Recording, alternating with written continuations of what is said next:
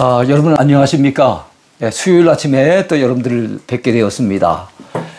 오늘 이번 주간 강의의 마지막 날인데요. 주께서 오늘 우리에게 주실 은혜를 기대하면서 강의를 시작하려고 합니다. 지금 3일째 골로새서를 공부하고 있는 중에 있습니다. 238강이고요. 망원경으로 보는 골로새서 세 번째 시간이 되겠습니다. 오늘의 주제는요. 기독신자는 어떻게 살아야 할 것인가 하는 것입니다. 자, 골로새서 펼쳐보기 가운데 기독신자의 생활 원리에 대한 부분을 오늘 공부하려고 합니다.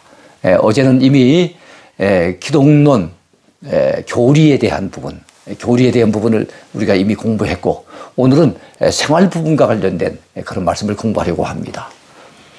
바울서신은 대개 앞부분에서는요, 교리적인 주제를 다루고 있습니다. 그리고 뒷부분에서는 생활과 관련된 그런 주제를 다루고 있습니다. 골로새서 역시 마찬가지죠. 1, 2장은 바로 교리를 다루고 있는데 골로새서에 다루는 교리는 기독론입니다. 에베소서 같으면은 바로 교회론을 다루고 있지 않습니까? 또 로마서나 갈라디아서 같으면은 구원론을 다루고 있지 않습니까? 그런데 바로 이 골로새서에는 기독론 교리를 다루고 있어요. 그리고 3, 4장 이 후반부에 가서는요, 기독신앙을 가진 우리 성도들의 삶에 대한 부분, 생활과 관련된 부분에 대해서 어떻게 살아가야 할지를 언급하고 있는 내용이 바로 이 골로새서입니다. 자, 생활 부분에 있어서도 두 가지 원리가 작용이 되는데요. 두 가지 원리가 뭐겠습니까? 수직적인 생활 원리가 있고 수평적인 생활 원리가 있습니다. 이거 어떤 원리일까요? 수직적인 생활 원리는 하나님과의 관계, 위에서부터 나와 관계되는 이 하나님과의 관계에 있어서 위의 것을 찾고, 그리고 하나님 앞에 거룩한 삶을 살라고 가르치는 그런 내용으로 구성되어 있습니다. 이게 수직적인 생활 원리입니다. 골로새서에서 사도 바울이 제시하는 기독신자의 생활 원리 가운데 수직적인 생활 원리는 위의 것을 찾으라. 하나님을 바라보며 위의 것을 찾으라. 그리고 하나님 앞에서 경건하게 거룩하게 살아가라 하는 가르침입니다.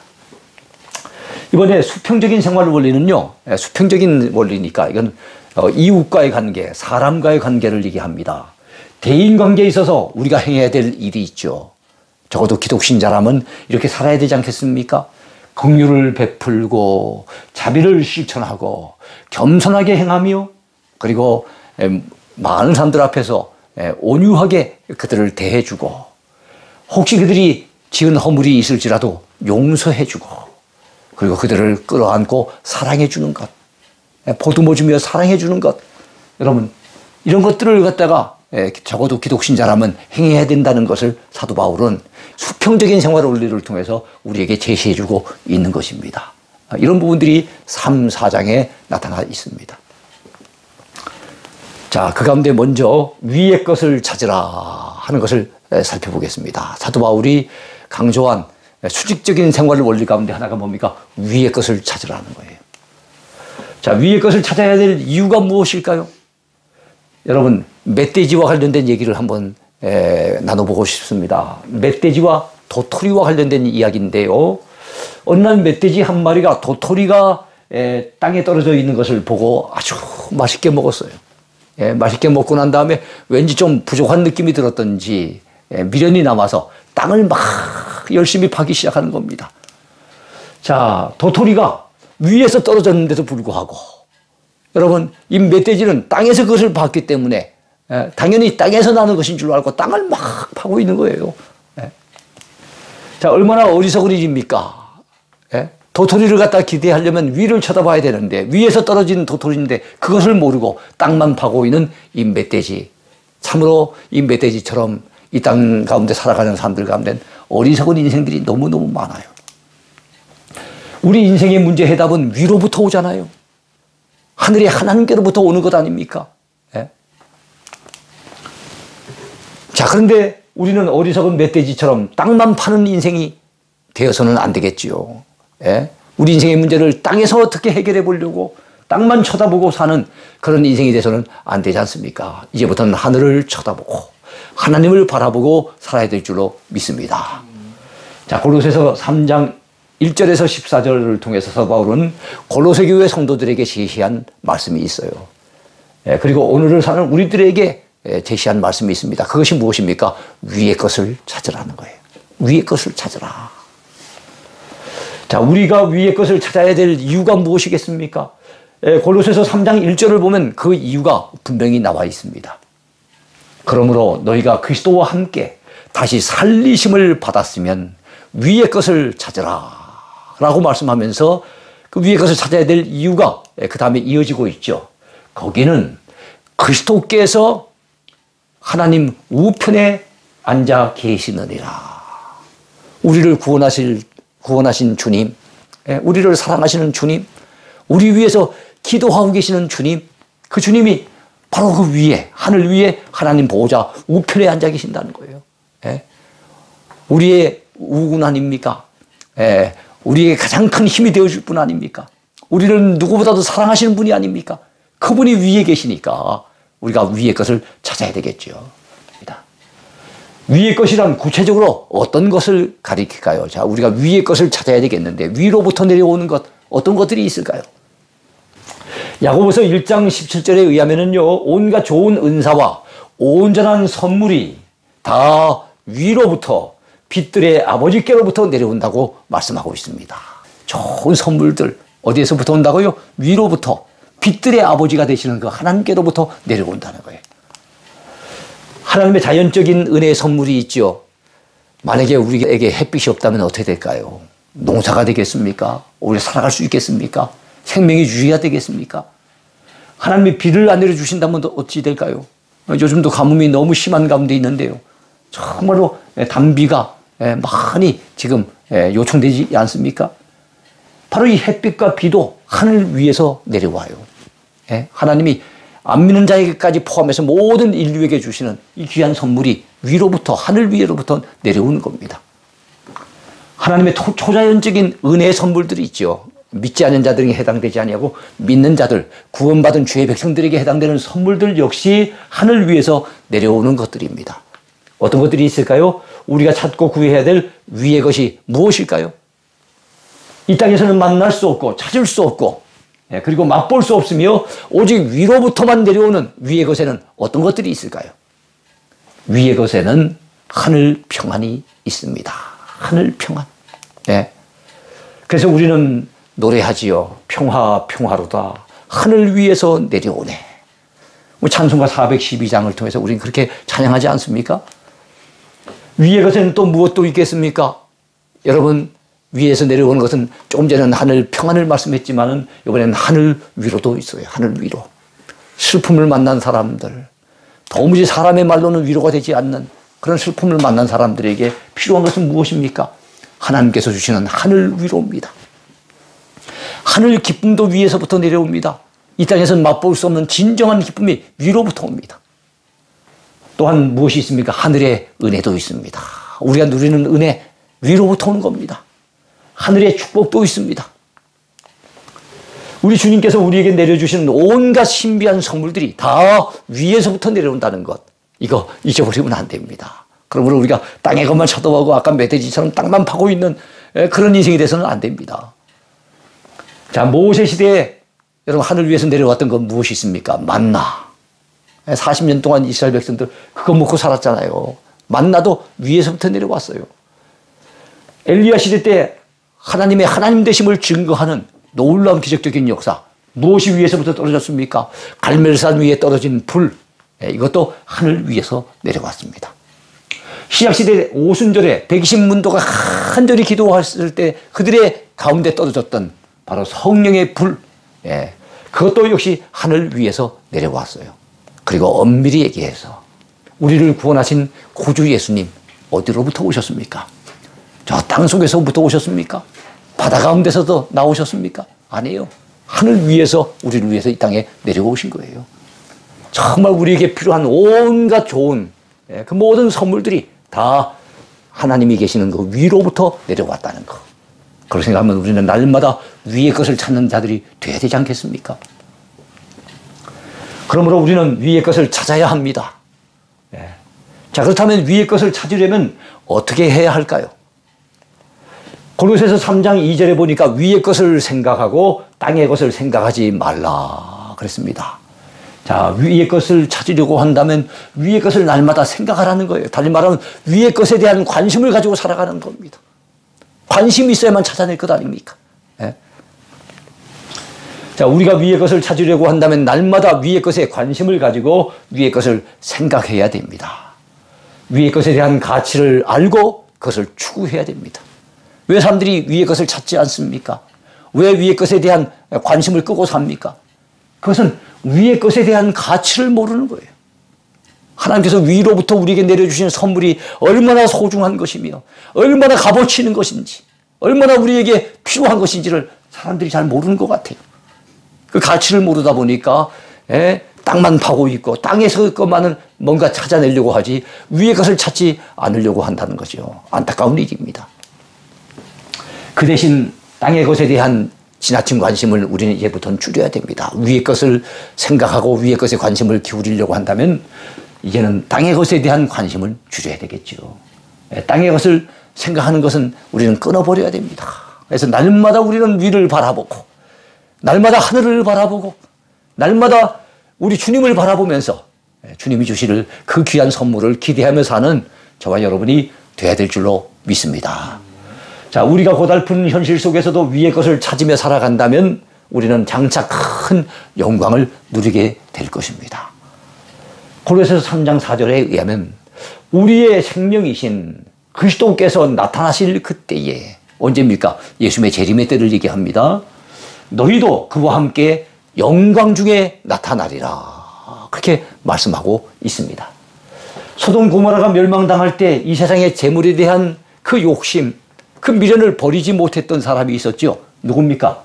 그래서 뒤돌아보다가 소금구둥이 되어져 버렸던 롯의 처가 있습니다. 이 롯의 처처럼 소금기둥으로 굳어버렸던 그녀처럼 이 세상이 멸망을 당하는 주님의 재림의 때에 이 땅의 것만을 추구하며 살았던 이 세상 사람들은 무서운 심판을 받게 될 것입니다. 그러나 평소에 늘 하늘의 것에 관심을 가지고 하늘의 것을 추구하면서 위로부터 내려오는 그것들을 갖다 찾기 위해서 그렇게 살아갔던 성도들은 어찌 됩니까? 주님 앞에 영광스러운 모습으로 나타나게 된 것을 오늘 사도 바울은 이 골로새서를 통해서 우리에게 말씀하고 있는 것입니다. 주님의 재림의 날은 불신자들에게는 슬픈 제삿날이 될 겁니다. 그러나 우리들에게는요, 믿는 우리들에게는 큰 기쁨의 잔치날이 된다는 것 우리 꼭 기억해야 됩니다. 자, 옛사람을 벗고 새사람을 입으라고 또한 우리에게 사도 바울은 이 골로새서를 통해서 가르쳐 줍니다. 우리의 삶의 원리 가운데 하나가 무엇입니까? 옛사람을 벗어 던져야 된다는 거예요. 그리고 무엇을 입어야 됩니까? 새사람을 입어야 된다는 거예요. 달리 말하면 새사람의 행위를 입어야 된다는 겁니다. 새사람을 입었으니 옛사람과 그 행위의 더러운 옷을 벗어버려야 됩니다. 성경은 우리의 행실을 때로는 옷을 입는 것으로 비유하고 있어요. 로마서 13장 12절에 보면은요, 밤이 깊고 낮이 가까웠으니 그러므로 우리가 어둠의 일을 벗고 빛의 갑옷을 입자. 그렇게 말씀하고 있죠. 자, 사도 바울은 골로새 교회에 보낸 편지 가운데서도 말씀합니다. 위의 것을 생각하고 땅의 것을 생각하지 말라. 이렇게 가르치면서 너희가 하늘에 속한 새 사람을 입었으니 이제는 땅에 속한 옛 사람과 그 행위의 더러운 옷을 벗어버리라고 분명히 우리에게 권고하고 있습니다. 벗어버려야 될 나쁜 옷들이 골로새서 3장 5절부터 9절까지에 아주 상세하게 소개되어 있습니다. 우리가 벗어버려야 될 옛사람의 옷, 어떤 것들이 있을까요? 자, 골로새서 3장 5절을 보십시오. 그러므로 땅에 있는 지체를 죽이라. 곧 음란과 부정과 사욕과 악한 정욕과 탐심이니 탐심은 우상 숭배니라. 이렇게 말씀하고 있습니다. 골로새서 3장 8절에서 9절 사이에 보면 또 이렇게 말씀하지요. 이제는 너희가 이 모든 것을 벗어버리라. 이 모든 것이 뭘까요? 곧 분함과 노여움과 악의와 비방과 너희 입에 부끄러운 말이라. 이 잘못된 감정, 죄악된 끓어오르는 이 감정 절제하지 못해서 폭발하게 되면 분함과 노여움이 나오잖아요. 예? 그 남을 비방하기도 하지요. 남을 비방하는 말들은 우리 입에 아주 부끄러운 말들이 아닙니까? 그러니까 잘못된 감정을 통해서 죄를 짓기도 하고 입술을 통해서 또한 죄를 짓기도 하는 거. 이거 옛사람의 모습들이거든요. 너희가 서로 거짓말을 하지 말라.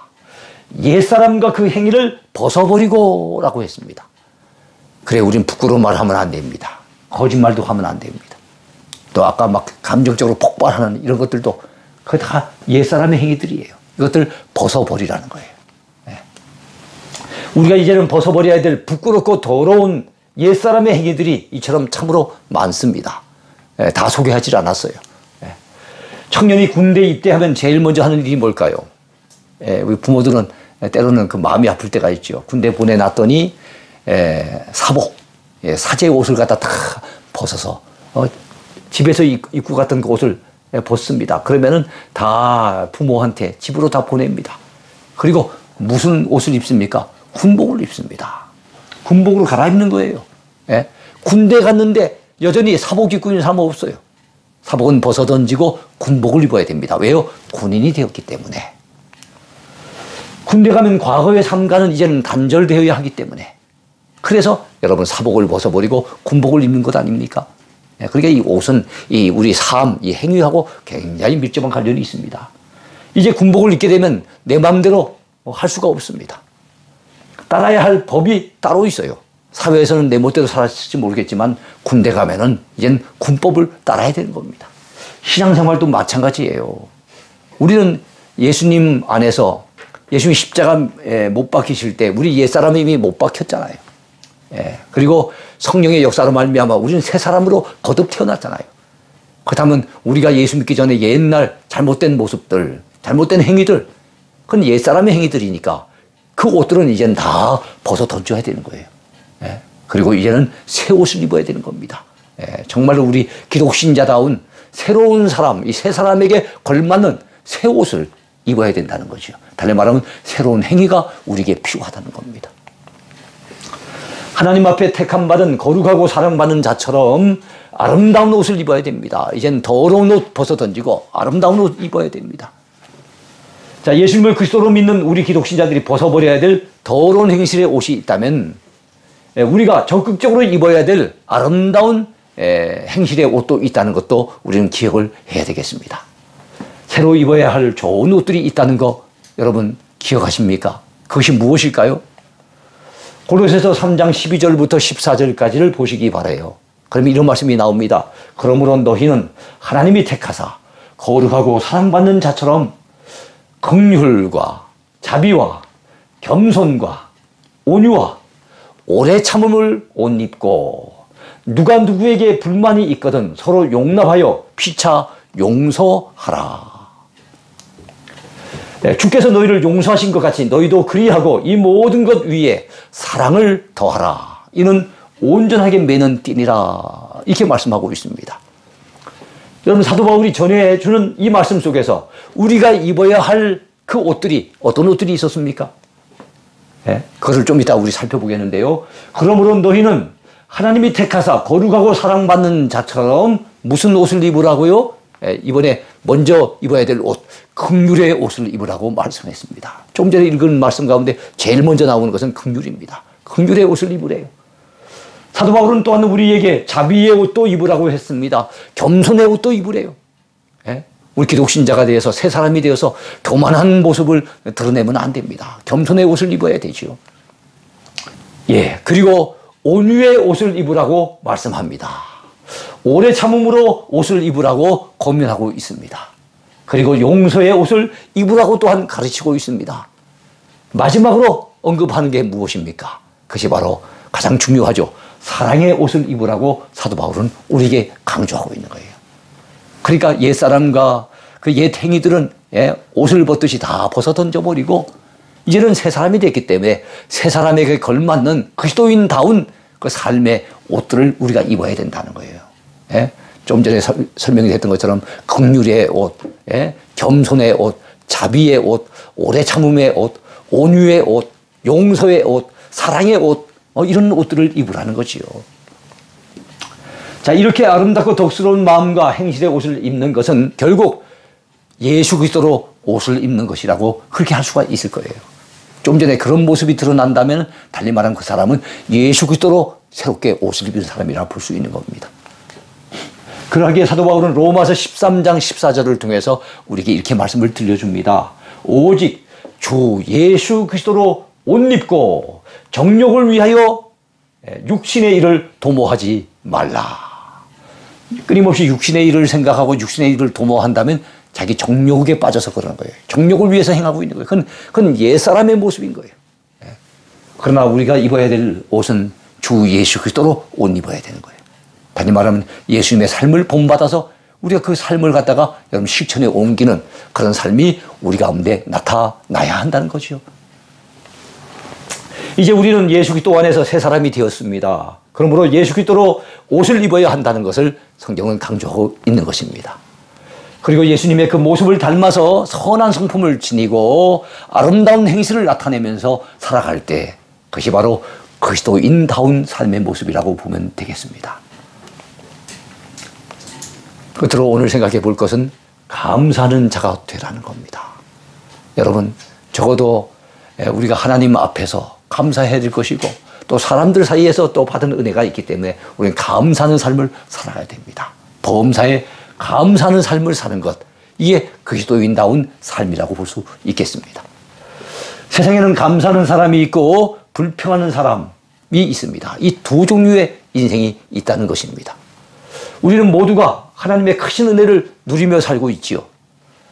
그러나 세상에는 똑같이 하나님의 은혜를 누리고 살고 있음에도 불구하고 감사하는 사람이 있고 감사할 줄 모르는 사람이 있다는 것입니다.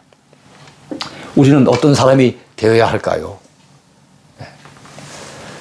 행복론의 저자 칼 힐티라고 하는 분은 이런 말을 했습니다. 행복의 첫 번째 조건은 감사하는 마음이다 그랬어요. 다시 말한다면 여러분, 감사할 때 행복이 시작된다는 거예요. 또 달리 얘기한다면 감사할 줄 모르면 행복도 놓친다는 겁니다. 유대인의 지혜에서 유명한 책이 있죠. 탈무드라고 하는 책에 보면은 이 세상에서 가장 행복한 사람이 누구라고 얘기합니까?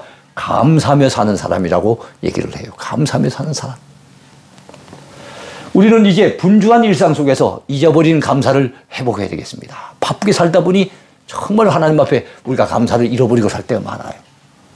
또 내 힘으로 사는 것이 그냥 때로는 착각하는 그런 교만한 마음이 우리 속에 파고 들어와서 그래서 이 감사를 빼앗겨버리고 살 때가 있습니다. 이제는 감사하는 자가 되어야 되지 않겠습니까? 우리 남은 생에는 감사하는 자로 그렇게 살아가야 되지 않겠습니까?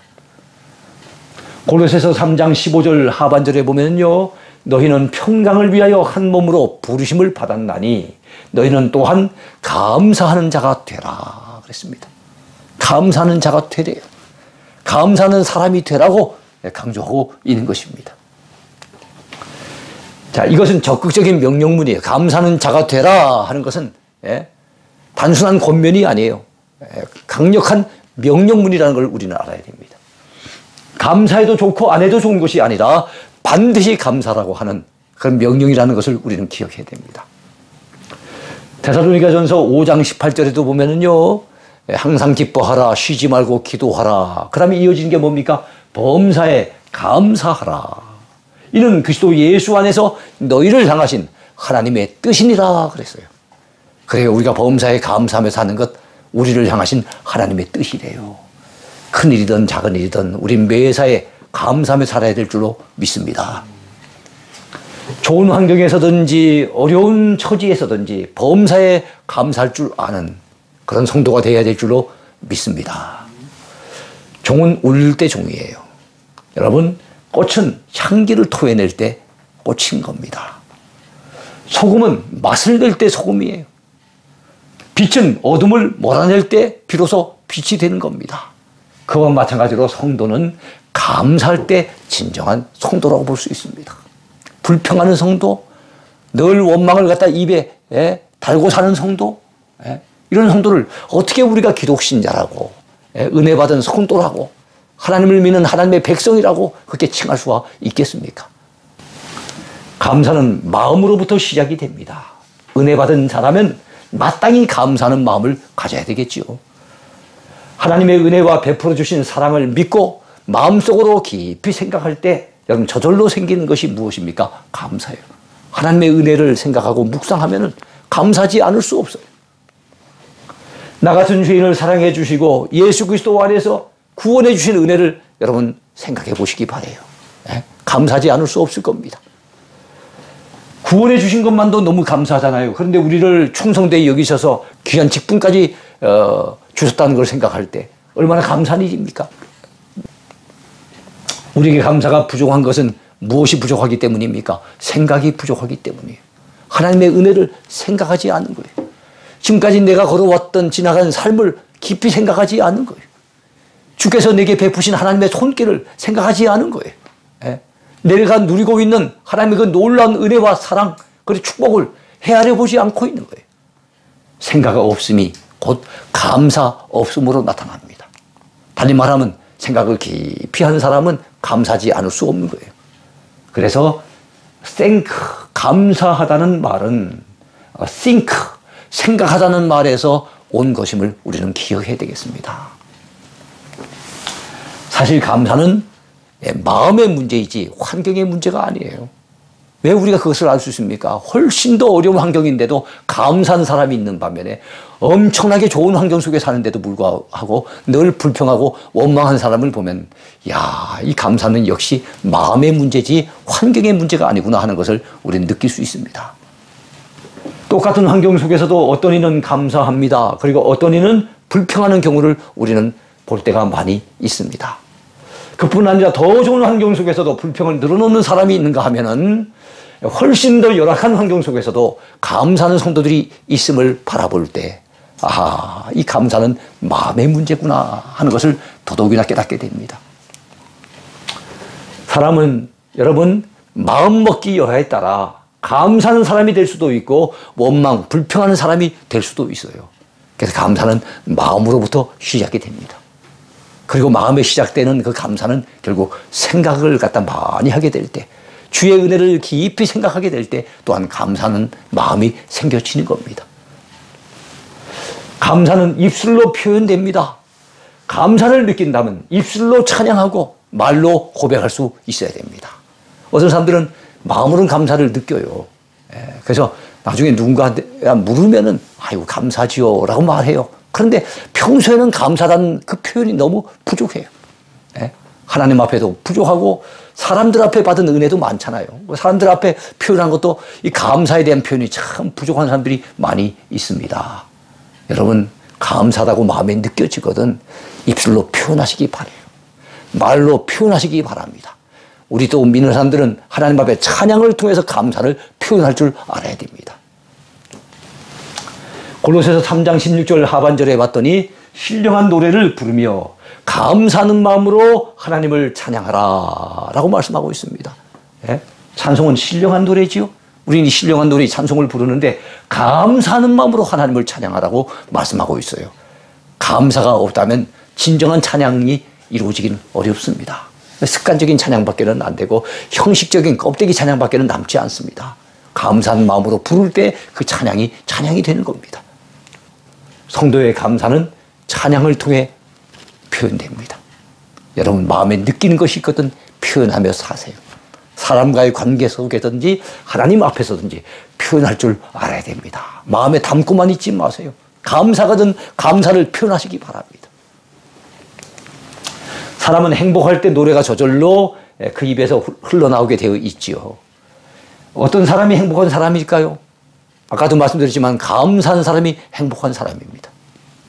행복해서 감사하는 것이 아니에요. 감사해 보시면은 분명히 행복하다는 것을 느끼게 될 것입니다. 감사를 통해 행복을 느끼는 성도들은 자연스럽게 하나님을 찬양하게 되어 있는 것입니다. 고린도서 3장 17절 말씀에 또 무엇을 하든지 말에나 일에나 다 주 예수의 이름으로 하고 그를 힘입어 하나님 아버지께 감사하라 라고 말씀하고 있습니다. 참 중요한 말씀이에요. 여러분 그를 힘입어 주 예수 그리스도를 힘입어 하나님 아버지께 감사하라는 거예요. 예수님을 힘입지 않으면 우리 인간적인 생각만을 하다 보면은 때로는 감사를 놓치며 살 때가 많아요. 그러나 주님 생각하면, 주의 은혜 생각하면, 예수님의 그 은혜를 힘입으면 얼마든지 우리는 감사하며 찬양하며 살 수가 있는 것입니다.